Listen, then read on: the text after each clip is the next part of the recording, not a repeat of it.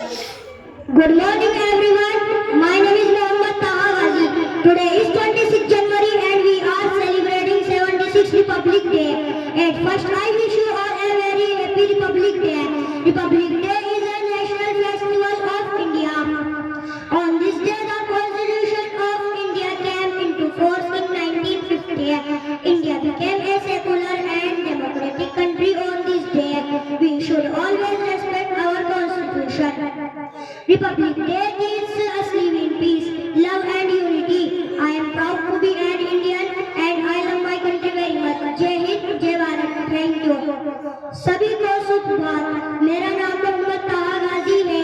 आज 26 जनवरी है और हम 76वां गणतंत्र दिवस मना रहे हैं.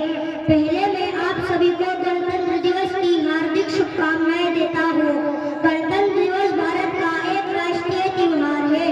इस दिन भारत का संविधान 1950 में लागू हुआ था.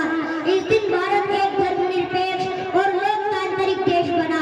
हमें सदैव अपने संविधान का सम्मान करना चाहिए.